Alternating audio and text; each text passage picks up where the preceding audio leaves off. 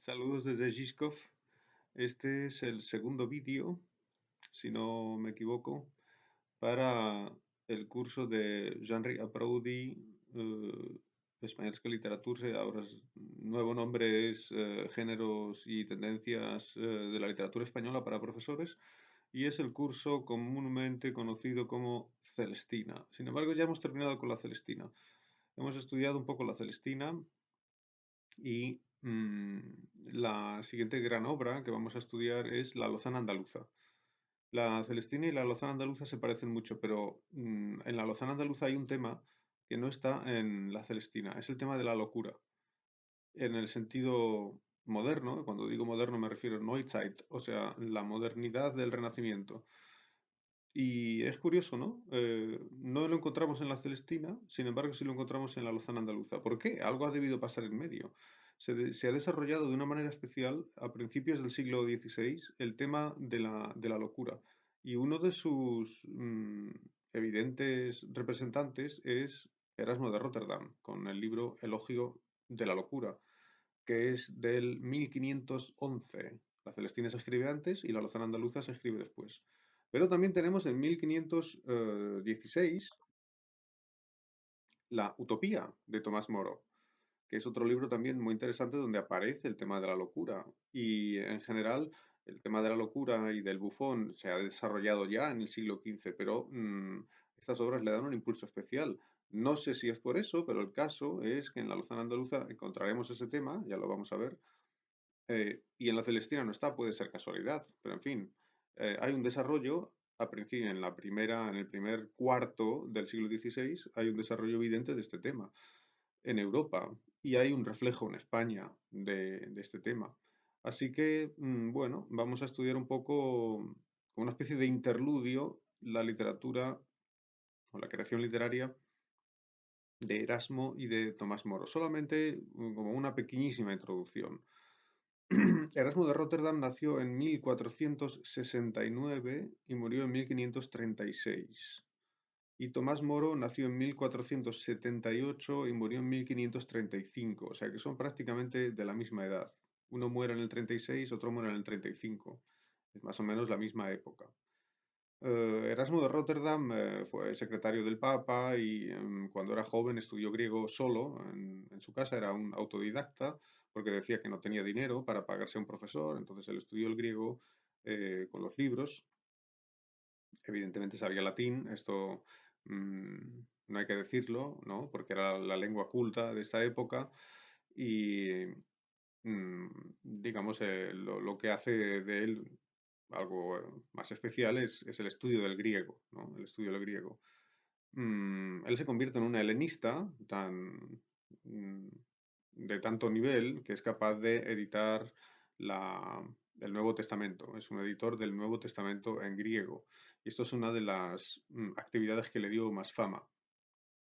Evidentemente para esto tuvo que estudiar el griego en un nivel muy, muy, muy alto. Y también se convierte en traductor de obras escritas en griego, como por ejemplo las obras de Luciano de Samosata, que él traduce al latín, junto con Moro, que era amigo suyo y también era helenista, ¿no? Entonces hay que tener en cuenta a estos escritores dentro del contexto del Renacimiento, donde se estudian las obras, como sabéis, ad fontes, se estudian las obras en su lengua original y por tanto es necesario estudiar las lenguas para poder penetrar digamos, en la verdad de esos textos, ¿no? Y uno de los textos en cuya verdad querían penetrar era la Biblia. La Biblia es un texto también y ellos querían estudiar la Biblia en su lengua original. La lengua original de la Biblia es el hebreo, bueno, y también arameo y en fin, pero básicamente digamos el hebreo del Viejo Testamento y el griego del Nuevo Testamento. Entonces, Erasmo como helenista se dedica al Nuevo Testamento. Bueno, algunas de sus primeras obras, solamente para que lo ubiquéis, son de 1500. Por ejemplo, en 1500 publica Colloquia Familiaria, traducido al checo como Duvierne Rozhovory, o, por ejemplo, Adagia, que es una colección como de Psíslovi, es una colección de refranes de la antigüedad, en latín, y que él saca de diversas obras y comenta. Luego va ampliando la colección, va haciéndola cada vez más grande, una obra que tuvo un gran éxito. Mm, en el año 1503 aparece una de sus obras más importantes, se llama Enchiridion Militis Christianis, perdón, Christiani, Enchiridion Militis Christiani, que se traduce al checo como Rukowiec Chrześcijańskiego Rycerza. Y es una especie de manual, es lo que significa manual en Quiridión, del caballero cristiano. Manual del caballero cristiano significa que cada cristiano es una especie de caballero y tiene que comportarse como un caballero en el sentido de ritis, ¿no? Digamos de caballero andante. Y este es uno de sus libros más importantes donde explica su filosofía o su interpretación del cristianismo, su filosofía cristiana. Mm, este libro se tradujo al español en 1526 y es interesante decir que fue traducido por Alonso Fernández de Madrid, porque este señor era también el traductor de Petrarca, es decir, de las obras de Petrarca latinas al español. Por ejemplo, De Remedis Utriusque Fortunae de Petrarca fue traducido también por Alonso de Madrid, Fernández de Madrid. Y hay una cierta conexión, ¿no? Muy curiosa, ¿no? Porque de esta obra ya la hemos visto, ya hemos comentado con referencia a la Celestina, este libro de Remedis Utriusque Fortuna, era uno de los libros que tuvieron gran influencia en esta época, el libro de Petrarca. Y bien, entonces es también traductor de Erasmo. Este libro se convirtió en una especie de bestseller en España, muy conocido y tuvo una gran influencia. La edición de 1526 del Manual del Caballero Cristiano de Erasmo aparece con una especie de prólogo carta, una carta de Carlos V, impresionante. Carlos V, el emperador, eh, aporta una carta a la primera edición, una especie de presentación. Esto es una cosa tremenda. O sea, si el mismísimo emperador está presentando el libro, esto significa que el libro y el escritor tiene todo el apoyo de la maquinaria oficial, digamos. Mm, Erasmo en este momento está prácticamente en la cima de su influencia.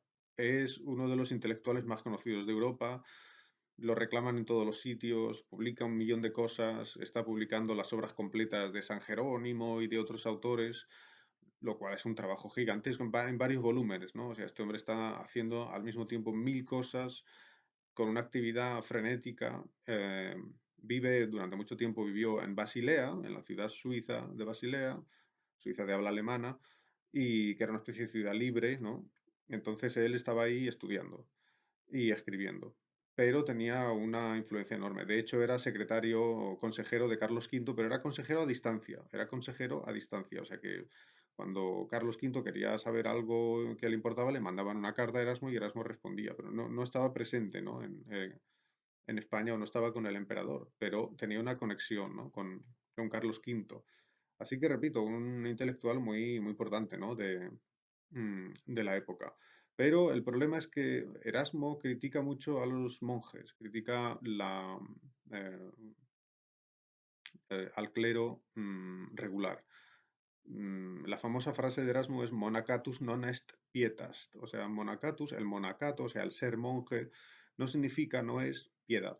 O sea, que uno puede ser piadoso y por tanto buen cristiano sin necesidad de ser monje. Y por otra parte, puede haber monjes que no tengan piedad y por tanto no son buenos cristianos. Eh, Se criticaba entonces, desde el punto de vista del erasmismo, se decía que muchos monjes estaban en el convento porque no tenían otra cosa que hacer o porque les convenía, porque era una forma de subsistir y en fin, Erasmo critica todo el edificio institucional de la Iglesia, en definitiva, pero lo hace de una forma dulce, lo hace de una forma ligera, no es tan violento como Lutero.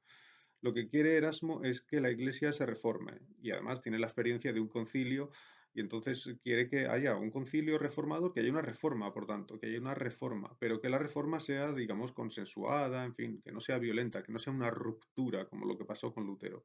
De manera que Erasmo está, por una parte, en debate con el Papa y con la Iglesia, diciendo la Iglesia tiene que reformarse porque está corrupta, pero por otra parte también polemiza con Lutero, porque le parece que Lutero es demasiado violento. Así que Erasmo está en una posición intermedia. Todo esto y mucho más, muchísimo más, se puede leer en este libro, claro, que es el grandísimo estudio, gigantesquísimo, acerca de la vida espiritual española del siglo XVI, un libro fundamental para cualquier filólogo, sobre todo si se estudia el siglo de oro, es imposible no tenerlo en cuenta. Bien, esta influencia de Erasmo, yo estaba diciendo que para el año 1526 era muy fuerte en España, pero como él critica a la iglesia, critica a los monjes, etcétera, pues tiene los monjes enfrente, los tiene como enemigos. Y entonces los monjes en España organizaron una serie de conferencias, por ejemplo, la conferencia de Valladolid, donde, digamos, examinan la obra de Erasmo y lo condenan. Dicen que la obra de Erasmo, pero esto no lo hace el emperador, lo hace la institución monacal o ciertas órdenes, ¿no? Que dicen Erasmo es un hereje, más o menos, para que me entendáis. Bien, entonces, al principio la Inquisición no ataca a Erasmo, es decir, no se prohíben los libros de Erasmo. El inquisidor Manrique era erasmista, Carlos V es erasmista, pero poco a poco esta presión va ganando y llega un momento que los libros de Erasmo se prohíben en España, llegan a prohibirse. Entonces hay una especie de, digamos, 15, 20 años de influencia de Erasmo y después es prohibido y entonces, digamos, cae. Todo esto es una pequeña introducción. Hay que tener en cuenta su libro Elogio de la locura, donde aparece la locura, que es un bufón. La locura es un bufón que lleva a cabo una especie de discurso acerca de la sociedad muy crítico. Un discurso muy crítico, donde se dice que básicamente la forma de comportamiento de las personas, de cualesquiera, pero incluso el Papa, ¿no? Es absurda, ¿no? La forma de comportamiento del Papa, de los curas, de los monjes, pero también de los herreros y de los carpinteros y de los aguadores, es absurda. Todo el mundo está loco, en el fondo. La locura es lo que hace mover la sociedad, ¿no? Esta es una visión que, aunque sea un poco de lejos, se podría relacionar con el Quijote, ¿no? Porque también ahí en el Quijote todos están locos, aunque hay unos que están más locos que otros, pero da un poco la sensación de que en el fondo todos están locos, ¿no? Eh, por eso se puede establecer, ¿no? Esta relación. Por otra parte, Erasmo de Rotterdam tenía una visión del cristianismo muy mirna, pensaba que lo importante era, en el fondo, el amor al prójimo y em, tener un verdadero amor a Dios y no las ceremonias. Las ceremonias no eran importantes, las ceremonias solo son exteriores. No están ni mal ni bien, no es que haya que quitarlas, pero es que no importan, ¿no? Porque aquí lo importante es amar a Dios y eso significa amar al prójimo. Em, es su famosa filosofía Christi. Y bien, algo de esta filosofía erasmista han visto algunos investigadores en la obra de Cervantes. Según algunos, Cervantes es un erasmista. Por ejemplo, Américo Castro, y luego, siguiendo las huellas de Américo Castro, Marcel Bataillon, en este libro de Marcel Bataillon, él sigue a Américo Castro, que había escrito antes que él, había escrito El pensamiento de Cervantes, donde dice que Cervantes es erasmista, tiene una influencia de Erasmo, porque en realidad la influencia de Erasmo es tan grande en España que llega a muchísimos, y incluso a Cervantes, aunque sea al final del siglo XVI ya. Esta es la teoría. Hay otros que dicen no hay un verdadero erasmismo en Cervantes. Esto, bueno, pues es una polémica, ¿no? Pero existe como posibilidad. Por eso hay que tenerlo en cuenta. Mm, Esta filosofía Christi o este erasmismo se ve reflejado, solamente para dar un ejemplo, en una obra de Juan de Valdés. Juan de Valdés es un escritor conocido sobre todo por su diálogo de la lengua, pero en realidad el diálogo de la lengua no es la obra más interesante de Valdés, sino que lo son sus obras doctrinales, sus obras donde habla de religión, ¿no? Es una especie de filosofía cristiana. Recomiendo para estudiar la obra de Juan de Valdés este libro.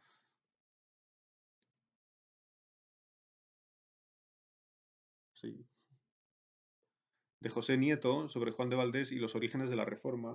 Es un libro eh, muy bueno. Solo presento libros buenos en mis vídeos, los malos no los presento. Em, es un libro fantástico donde se puede estudiar la relación entre Juan de Valdés y los alumbrados, con los cuales, en cuyo contexto él, digamos, creció espiritualmente y, perdón,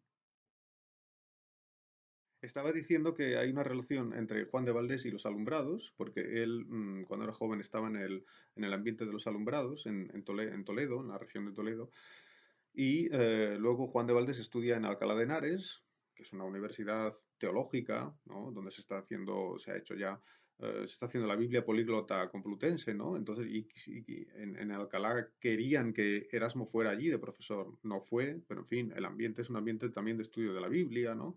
De reformas, la reforma española.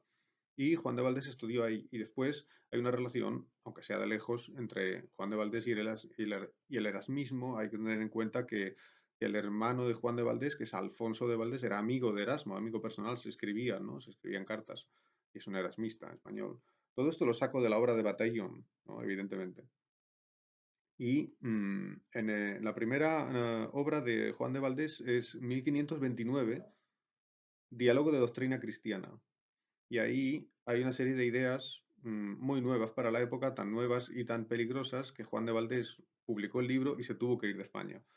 Se fue antes de que se lo prohibieran o antes de que lo persiguieran, es decir, se fue por si acaso y se fue a Italia y ya todo el resto de su vida vivió en Italia. Y aquí, en este diálogo, hablan algunos personajes, uno de ellos es un arzobispo y el otro es Antronio. Y el arzobispo en realidad representa una especie de ideología reformista. Y dice el arzobispo, os hablaré de la filosofía cristiana, está diciendo. Yo os la diré, que la sabiduría, que es ciencia sabrosa, es para conocer, gustar y sentir a Dios. Y así, cuanto el ánima más tiene de esta sabiduría, más conoce y más siente y más gusta. ¿No? Es decir, ¿en qué consiste la ciencia cristiana o la sabiduría cristiana o la teología? Pues es una ciencia que enseña a amar a Dios y a gustar de Dios, ¿no? Digamos. Y sigue diciendo, o sea, esta ciencia da muchas veces Dios a una viejecita y a un idiota. O sea, la sabiduría cristiana, Dios se la regala, porque es Dios, se la da a una viejecita que es, digamos, una especie de... Es como si estuviera diciendo a una mujer inculta, ¿no? Para la época, por supuesto, no significa que lo sea hoy. Pero en esta época, claro, primero las mujeres no iban a la universidad, lo que quiere decir es eso, ¿no? Repito, esta ciencia, ¿no? Está diciendo da muchas veces Dios a una viejecita y a un idiota. Y la niega a un letradazo, o sea, a una persona que parece un letrado, ¿no? Es decir, una persona ha estudiado mucho en la Universidad de Teología, pero Dios no le ha dado la sabiduría del amor a Dios. No le ha entregado esa ciencia, que es una especie de ciencia, no sé cómo decirlo, una ciencia que no se estudia en los libros, una ciencia que viene de Dios, ¿no? Entonces, puede haber un señor teólogo muy, muy importante, que sea profesor de la universidad, etcétera, pero Dios no le ha dado esa ciencia. Y sin embargo, Dios le ha dado esa ciencia a una viejita o a un idiota, dice, a un idiota, es fantástico. Significa que un idiota puede estar más cerca de Dios, puede saber más de Dios que un gran teólogo. Claro, esto evidentemente podía enfadar a los teólogos, ¿no? Mm, dice, repito la frase, esta da muchas veces Dios a una viejecita y a un idiota, y niégala a un letradazo, de tal manera que si le habláis en ella, le parecerá que es algarabía o tal que cosa. O sea, si le hablas a un teólogo, a uno de estos letrados que tiene una ciencia hueca y falsa, ¿no? Pero no tiene la sabiduría entregada por Dios. Si le hablas de ese amor a Dios, no te entiende. Eso significa, en el fondo significa que hay muchas personas que han estudiado teología, etcétera, y que parece que son muy sabios acerca de Dios y no entienden nada, porque no aman a Dios, no tienen la sabiduría del amor a Dios. Dice, es la ciencia particularmente para los que han de enseñar la palabra de Dios, y así habéis de entender que esta es la que Jesucristo prometió a sus apóstoles, a la cual les dijo que no podrían los hombres resistir. O sea que esa sabiduría es la que hace falta para entender y para predicar el cristianismo. Sin embargo, hay muchos teólogos que no la tienen. Cito por la edición de Obras Completas de Alfonso de Valdés.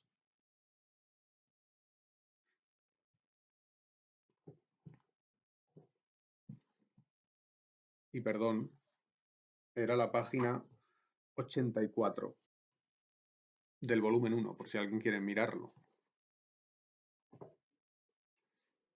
Bien, esto es una especie de resumen de una filosofía cercana a la idea erasmista también, ¿no? Lo importante no es la teología que uno estudia en los libros, aunque él estudiaba muchísimo esos libros, pero claro, decía precisamente, la sabiduría que sacaba de esos libros era, los libros no son importantes, lo que es importante es amar a Dios. Y la gente que no tiene acceso a los libros o que no tiene esa formación, no por eso son peores cristianos, sino que puede que incluso sean mejores, porque la clave es el amor. Em, y esto, la verdad, es un pensamiento que no está lejos en absoluto de lo que nos dice Cervantes una y otra vez, ¿no? En sus obras.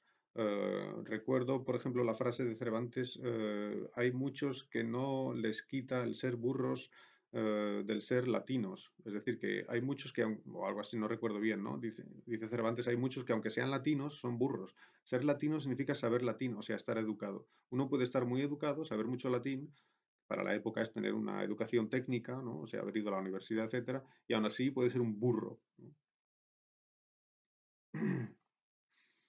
Bien, eh, bien, hay que tener en cuenta siempre el trabajo, digamos, filológico de Erasmo de Rotterdam, el hecho de que editó el Nuevo Testamento, como ya he dicho, en 1516. La obra se llama Novum Instrumentum. Y, en fin, eso nos tendría que dar para 90 minutos, ¿no? O sea que lo dejamos de lado.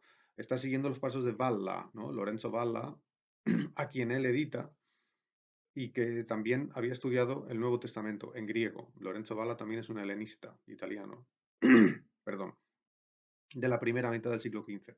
Entonces, Erasmo está siguiendo más o menos esa línea. Él ha estudiado la obra de Valla y la ha editado, ¿no? Bien, pero lo dejo aquí porque si no sería demasiado largo. Y entonces pasamos a Tomás Moro. Tomás Moro, repito, murió en 1535 y en 1516 publica La Utopía.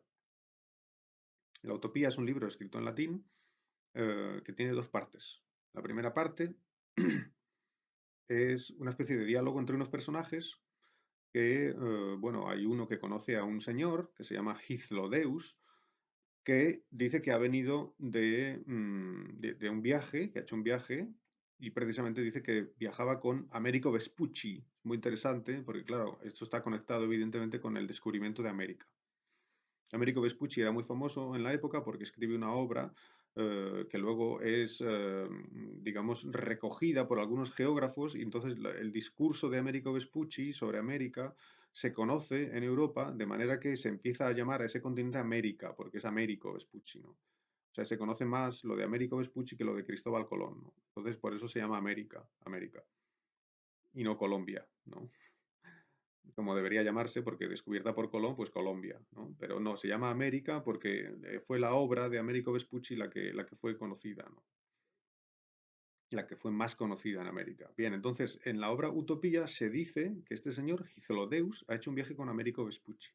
Ha viajado con Américo Vespucci y ha encontrado una isla que, claro, si dice que ha viajado con Américo Vespucci y ha encontrado una isla por ahí, pues ¿dónde está esa isla? Pues en América, ¿no? O sea, no se dice, lógicamente, pero está más o menos por ahí, ¿no? En ese nuevo mundo, digamos. Y esta isla se llama Utopía, y Utopía significa algo así como no, y topos, que es lugar, entonces como que no lugar, ¿no? O sea, es el no sitio, el no lugar, ¿no? y es un nombre, en el fondo, humorístico. Bueno, pues en la primera parte de la obra, repito, hay dos partes. En la primera parte de la obra hay unos personajes que dicen, conocemos a este señor, lo llevan se lo presentan a un obispo, y entonces hay un diálogo entre estos personajes, ¿no? Una serie de amigos, digamos. Hay un monje y hay también un bufón, ¿no? El obispo tiene a su bufón. Entonces están hablando el obispo, el bufón, un monje, otra persona. eh, Vamos, el mismo Tomás Moro, ¿no? Y Hythlodeus. Y están hablando de diferentes cosas. Y luego en la segunda parte de la obra, Hythlodeus cuenta cómo es Utopía. Es una descripción de la isla Utopía, como si él hiciera un discurso, allí en ese diálogo, hiciera un discurso y les contara cómo es esa isla, Utopía.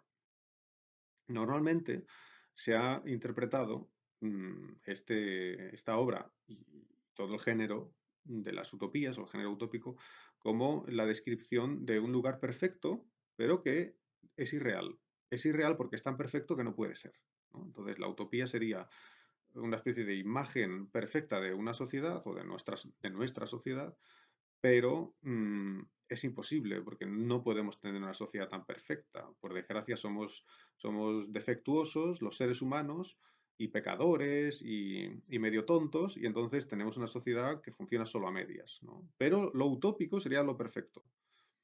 Bien, esta interpretación, como si utopía representara una especie de perfección, de estado perfecto, muy, muy difícilmente creo que se puede defender con respecto a la obra Utopía. La Utopía de Tomás Moro no representa un estado perfecto. No representa un estado perfecto. Esto es quizá algunas utopías posteriores sí, pero la de Tomás Moro no. Él no está hablando de un estado perfecto. Em, ¿Qué es entonces esta utopía? O vamos, ¿por qué lo digo? Pues vamos a ver. En el fondo, La Utopía es un libro muy irónico y es un libro para reírse. Erasmo de Rotterdam decía que le encantaba el libro porque lo leía y se reía un montón, ¿no? O sea, es un libro de risa. Es un libro muy crítico con su propia sociedad, pero es una crítica, digamos, de risa. No está proponiendo una sociedad perfecta. En esta sociedad, por ejemplo, en Utopía, tal y como aparece en la obra, tal y como aparece descrita en la obra, existe la propiedad pública, no hay propiedad privada, todo es de todos. Es una especie de comunismo, como si fuera una especie de comunismo cristiano, ¿no? Es decir, nada pertenece a nadie en particular, sino que todos comparten, todos comparten. Bueno, por ahí podríamos pensar que a lo mejor Moro estaba pensando que lo ideal en una sociedad sería que todos compartieran o algo así, puede ser. Pero hay una serie de cosas en esa sociedad que son absurdas, que no tienen sentido, que son un chiste, ¿no? Que son un chiste. Entonces, en el fondo, toda la obra es una especie de chiste. Es como el discurso de un bufón, que dice la verdad. El bufón es el único que dice la verdad. Pero por otra parte, su verdad es una verdad bufonesca, ¿no? Es decir, es una verdad muchas veces irónica o incluso absurda. El personaje que está hablando se llama Hythlodeus. Y Hythlodeus en griego se puede interpretar como aquel que no dice la verdad, aquel que se equivoca. Y esto está en consonancia con la misma obra, donde todo tiene un nombre absurdo, ¿no? Por ejemplo, hay un río que se llama Anidros. Anidros significa sin agua. O sea, el río se llama el sin agua. El río se llama sin agua, el sitio se llama el no sitio, y el que cuenta las cosas es el que se equivoca. En realidad es una visión irónica sobre el propio discurso que se está realizando. Mm, Entonces, creo que el discurso que hay en la obra, la- la- el, el estado que se está describiendo, no es exactamente un estado ideal, sino que es una especie de broma, un mundo un poco absurdo, donde hay algunas cosas que quizá sirven para criticar la sociedad actual, la sociedad de Tomás Moro, que era la Inglaterra de principios del siglo XVI, ¿no? Y que por tanto tienen una especie de tendencia utópica en el sentido conocido, o sea, como un modelo, ¿no? O sea, critico mi sociedad porque en el fondo hay una especie de modelo ideal al que deberíamos acercarnos. Pero hay muchas cosas en esa utopía que son chistes, son para reírse. No podemos pensar que, que lo dice en serio, que Tomás Moro cree en serio que esa es la forma perfecta de hacer una sociedad. Por ejemplo, dice Tomás Moro, y esto es un chiste, ¿no? Está clarísimo. Dice Tomás Moro en el libro que en Utopía la gente cuando se va a casar lo hacen así. Se ponen unas chicas y unos chicos y se ponen unos enfrente de otros y se tienen que desnudar. Se tienen que desnudar porque, claro, tienen que ver realmente cómo es esa persona de verdad. Porque si ven a la persona con un traje así, pues claro, no saben cómo es, solamente ven el traje por fuera, ¿no? Digamos, se enmascara la persona como verdaderamente es, ¿no? Así que para elegirse tienen que verse desnudos. Esto no lo puede decir en serio, esto es un chiste, ¿no? Es sencillamente para reírse. No podemos pensar que para que el Estado sea perfecto tenemos que hacer esto. Esto no tiene sentido. Otra cosa, por ejemplo, que vemos que claramente es un chiste. Un chiste con un significado, pero es un chiste. Lo tenéis en la fotocopia Tomás Moro, esa es la fotocopia que tenéis en el SIS. Y aquí en la parte de abajo, en esta parte, está eso a lo que me voy a referir ahora. Ahí se dice que en Utopía la gente desprecia el oro. La gente desprecia el oro. Dice, va, el oro no sirve para nada eso, ¿no? Claro, esto es una sociedad ideal. No sé, puede que sí, ¿no? Pero en realidad lo que está haciendo Tomás Moro es reírse de la gente que ama demasiado el oro en su sociedad, ¿no? En su sociedad, digo, en la Europa del siglo XVI. El excesivo amor del oro y del dinero. Se ríe de eso, ¿no? Y entonces dice, en Utopía la gente desprecia el oro. ¿Y cómo desprecia el oro? En realidad utilizan el oro, o sea, ellos utilizan el hierro y otros metales, pero el oro no sirve para nada. Y entonces dejan el oro para las cosas más sucias. Por ejemplo, para construir, pues, orinales, nochnik. Y lo dice en latín. Ex auro atque argento, o sea, también la plata. También utilizan el oro y la plata para los recipientes más sucios, ¿no? Para hacer zahot.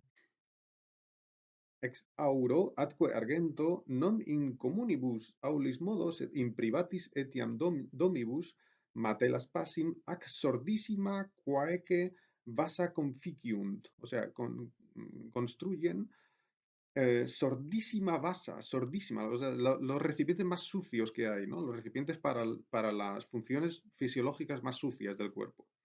Y esto lo dice en la traducción al español, que es lo que está en la fotocopia, lo dice así, la traducción al español. Con el oro y la plata construyen comúnmente los orinales y otros recipientes que sirven para las más viles funciones, no solo en las casas comunes, sino en las casas particulares. Bueno, esto es una sociedad perfecta, una sociedad que tiene Sanjot Slati. No, esto es una tontería. Es decir, no es una tontería, es un chiste. Es un chiste que tiene mucho sentido. ¿Cuál es el sentido? Repito, el sentido es criticar la excesiva, ¿cómo se dice? Codicia, la excesiva codicia por el dinero, por el oro, por la plata, etcétera, que es lógicamente lo que tenían todos en la sociedad en la que vivía Tomás Moro. Y él, claro, él prefiere unos bienes más espirituales, ¿no? Por eso se está riendo aquí de esta codicia. Pero hay que tener en cuenta que aquí Tomás Moro está siguiendo una tradición muy larga que viene de la antigüedad. Una tradición digamos, de crítica de la codicia, crítica del oro, crítica del hambre de oro, ¿no? Y entonces esto aparece ya en la antigüedad. Por ejemplo, hay un epigrama de Marcial en latín, ¿no? Marcial es un escritor latino, donde él se ríe de una persona que tiene una especie de váter de oro. Bien, este epigrama de Marcial lo comentaba Erasmo de Rotterdam en sus Adagia. Lo pone porque Adagia de Erasmo, que ya he citado, es una colección de refranes y él los comenta con un comentario suyo, ¿no? Y entonces ahí aparece justamente este epigrama. Entonces, evidentemente, Moro, que era amigo de Erasmo, está en la misma dirección, ¿no? Y conocían estas obras, se están riendo como humanistas y como humanistas cristianos se están riendo de la codicia. Y están proponiendo en realidad quizá una sociedad ideal. La sociedad ideal es aquella en la que en la que no hay tanta codicia de dinero, sino que se buscan otras cosas que son más importantes, ¿no? Como por ejemplo la inteligencia, pero, o el amor. Pero esa sociedad ideal no es utopía, no es la isla utopía donde la gente tiene váteres de oro. Eso es un chiste, ¿no? La sociedad ideal es la sociedad en la que no hay una codicia por el oro tan grande, ¿no? Sencillamente. Entender seguramente la obra de la utopía bajo una óptica carnavalesca. Es una forma de reírse de muchas cosas, prácticamente de todo, para hacer pensar en una verdad que está más allá y que, digamos, es una especie como de verdad dicha por un bufón. Es la risa liberadora de la que habla Bakhtin, y en el fondo crítica con nuestra sociedad para proponer otra cosa, digamos una alternativa. Se está proponiendo una alternativa. En este sentido, quizás se está buscando una sociedad ideal, pero no significa que utopía como sociedad sea el dibujo de una sociedad ideal. Es más bien un chiste lucianesco. Han traducido a Luciano de Samosata, ¿no? Es una forma, es una literatura lucianesca, es para reírse de todos los valores establecidos y eso hace que vislumbremos otros. Esto también es una cosa muy parecida a lo que vamos a ver en Cervantes, ¿no? Evidentemente. Y solo para terminar, para que veáis, digamos, cómo puede haber, en qué sentido puede haber una crítica o cómo en las páginas de Utopía se presenta, digamos, una alternativa, es muy bonito ver que en Utopía hay una tolerancia religiosa. De esto ya he hablado en el seminario del semestre pasado, algunos a lo mejor os vais a acordar, en el seminario de Filosofía de la Cultura Española, cuando hablábamos de la tolerancia en relación con Ricote, yo nombraba o yo mencionaba que esto ya aparece en Tomás Moro. En Tomás Moro hay una idea de la tolerancia. Eso es una cosa muy típica de los humanistas, es el irenismo. El irenismo es la doctrina de que hay que establecer, de que la paz es lo más importante, la paz. Y entonces no hay que imponer la religión a nadie, ¿no? ¿Por qué hay guerras de religión? Sería mucho mejor decir, bueno, no pasa nada, ¿no? Pues nos vamos a entender de todas formas, ¿no? Entonces, repito, en Utopía hay una idea de tolerancia religiosa. El rey de Utopía, que es el rey Utopos, dice, bueno, que cada uno tenga su religión, ya está, ¿no? Y esto está en la fotocopia, en la página 111. Esta es una traducción al español, y se dice claramente en la mitad de la página, aquí, se dice eh, que se decretó en la isla, leo, que cada hombre siguiera y favoreciera la religión que le viniera en gana, que cada uno tenga su religión. Esto, claro, en la época, cuando escribe Tomás Moro, 1516, todavía no ha empezado Erasmus sus actividades, empieza en el 17. Bueno, lo que va a venir después es tremendo, ¿no? Pero imaginaros aplicarlo a eso. Y de hecho se hizo, ¿no? Se aplicó esa tolerancia al protestantismo. Y claro, ¿qué significa eso? Bueno, pues si hay algunos que quieran ser protestantes, que sean protestantes. Los mismos protestantes a veces no eran tolerantes, ¿no? Por ejemplo, con los anabaptistas, bueno, dejémoslo, ¿no? Pero en fin, lo que está proponiendo Tomás Moro es una tolerancia religiosa y lo mismo proponía Erasmo. Que cada hombre siguiera y favoreciera la religión que le viniera en gana y que podía hacer todo lo posible para atraer a otro a su doctrina mientras lo hiciera pacífica, suave, calmada y sobriamente. O sea que si tú quieres que tu vecino se convierta al cristianismo, puedes hacerlo, pero tienes que hacerlo de forma pacífica, suave, etcétera. No imponerlo, no imponerlo. Esto es un pensamiento hermoso, ¿no? Es un pensamiento muy hermoso. Eh, ¿Y qué significa eso? Significa que Utopía es una obra que propone ideas nuevas en la época y que son ideas críticas y que van a tener una influencia o que desean tener una influencia en la sociedad. Es una literatura crítica, ¿no? Lo mismo que vamos a encontrar literatura crítica en España en la novela picaresca, por ejemplo, que pretende criticar la sociedad. ¿Por qué? Pues con la esperanza de que cambie, ¿no? No cambia nunca, ¿no? Pero esa es la esperanza. Y lo mismo lo encontramos en Cervantes. Hay una, digamos, una crítica de la sociedad, ¿no? Y lo que dice al final de la página es sorprendente. Dice, en la duda, O sea, ¿por qué se hace esto? ¿Por qué se pretende que haya una tolerancia? Pues porque quizá, dice en la duda, de si Dios, deseando muchas y distintas clases de acatamiento, no habría inspirado a los hombres eh, con diversos tipos de religión. Es decir, que a lo mejor Dios ha querido que haya distintas religiones y por eso ha inspirado a los hombres con distintas religiones y distintos credos. Puede que esto lo haya querido Dios, así que a lo mejor no es malo. Estas son ideas interesantes y repito, esta obra, ¿no? Tanto la de Erasmo como la de Moro, hay que tenerla en cuenta porque tiene una gran influencia en el siglo XVI y para nuestro estudio hay que ver lo que, digamos, que están en el trasfondo o que están en el contexto de Cervantes. Muchas veces se habla en relación con Cervantes de la utopía en Cervantes, la isla barataria de Sancho Panza, si eso es o no es una utopía, y entonces aquí hay que tener en cuenta Moro. Muchas gracias.